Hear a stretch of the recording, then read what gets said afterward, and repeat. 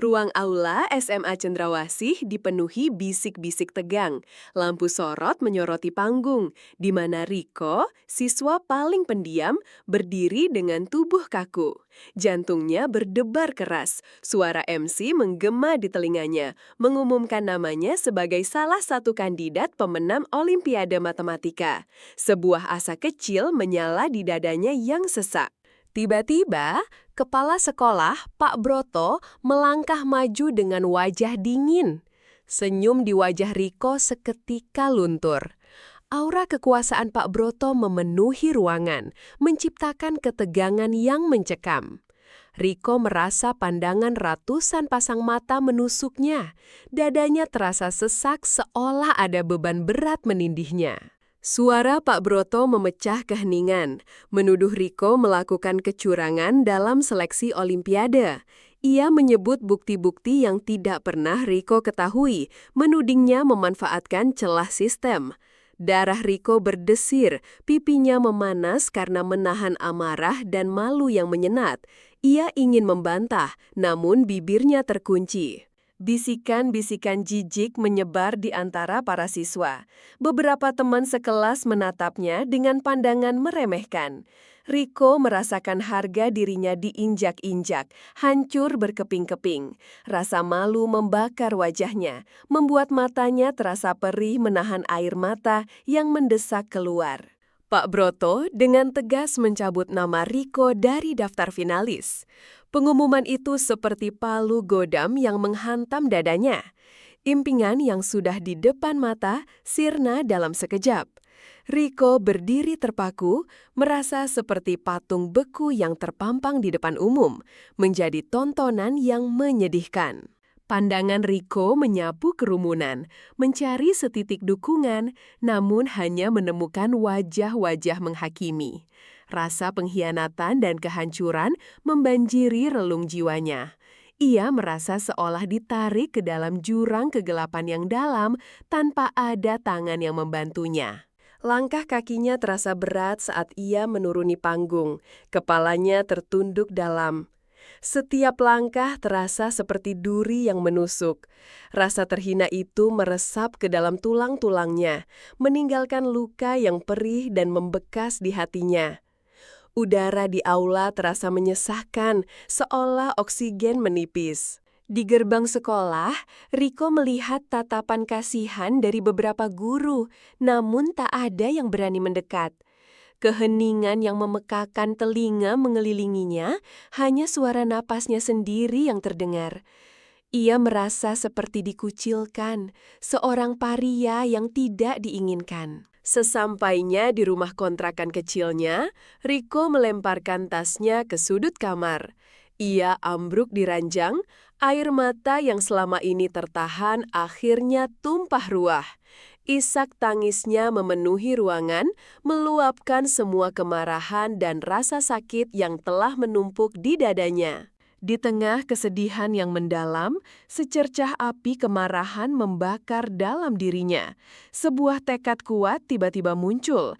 Ia tidak akan membiarkan penghinaan ini berlalu begitu saja. Tekad itu memberikannya kekuatan untuk bangkit, meski tubuhnya masih terasa lemas dan hatinya pedih. Riko menghabiskan malam-malamnya di depan layar komputer usang. Buku-buku pemrograman dan jaringan berserakan di sekelilingnya. Matanya memerah karena kurang tidur, namun otaknya bekerja tanpa henti. Ia mencari setiap celah, setiap informasi tentang sistem ujian online sekolah. Ia mulai menghubungi forum-forum IT di internet, belajar dari para ahli tanpa pernah mengungkapkan identitasnya. Setiap baris kode yang ia tulis adalah bagian dari misinya. Ada perasaan haus akan pengetahuan yang mendorongnya, sebuah obsesi untuk memahami sistem yang telah menghancurkan reputasinya.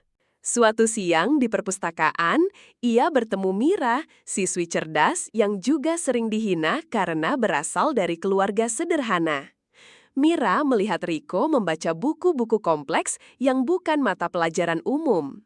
Ada percikan ketertarikan di mata Mira, seolah ia melihat sesuatu yang istimewa. Mira mendekati Riko, menawarkan bantuan dalam mencari referensi buku. Riko awalnya ragu, namun sorot mata tulus Mira membuatnya sedikit membuka diri.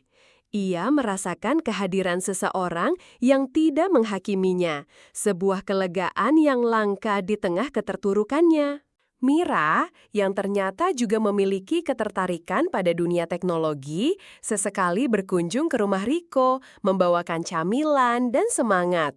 Ia tidak banyak bertanya, hanya mengamati Riko yang tekun dengan layar komputernya. Kehadirannya memberi Riko kekuatan diam-diam. Riko menemukan bahwa sistem ujian online sekolah memiliki kelemahan serius dalam pengamanan data.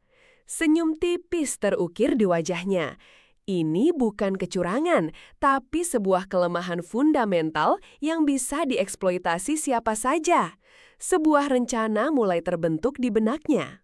Ia bekerja lebih keras lagi, bukan untuk mengeksploitasi kelemahan itu, melainkan untuk membangun sebuah sistem tandingan yang jauh lebih aman dan efisien. Fokusnya beralih dari balas dendam semata menjadi pembuktian diri melalui karya nyata.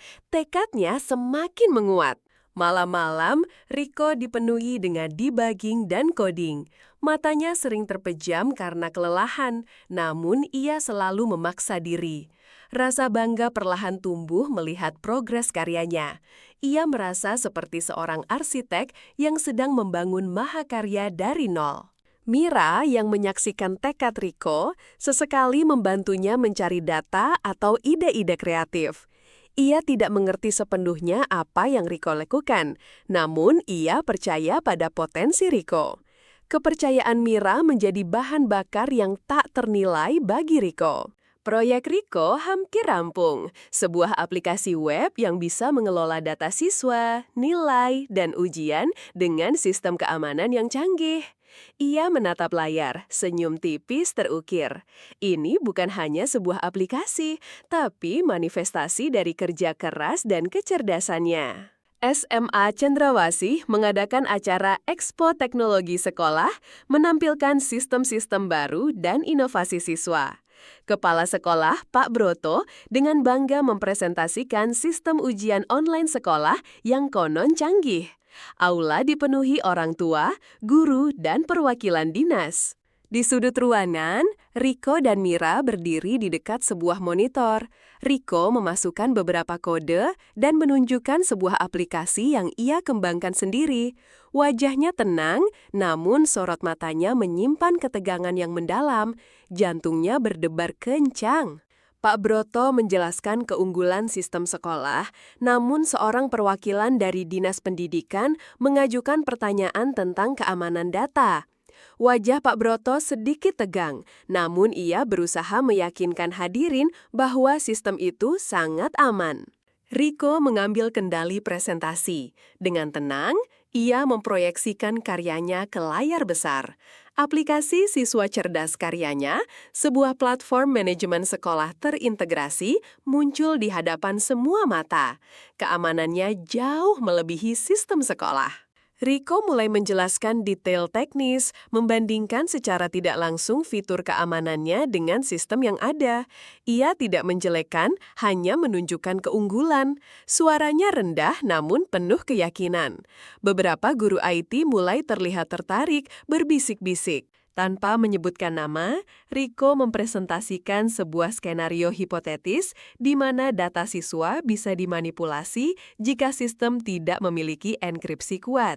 Matanya sesekali melirik ke arah Pak Broto yang kini mulai gelisah, keringat dingin mulai membasahi pelipisnya. Perwakilan Dinas Pendidikan mendekat.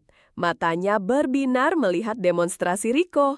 Ia menanyakan lebih lanjut tentang implementasi dan skalabilitas aplikasi. Riko menjawab dengan lugas dan detail, menunjukkan penguasaan materi yang luar biasa. Pak Broto yang tadi berdiri tegak, kini tampak menyusut. Wajahnya pucat pasi, melihat Riko menjadi pusat perhatian, bukan dirinya.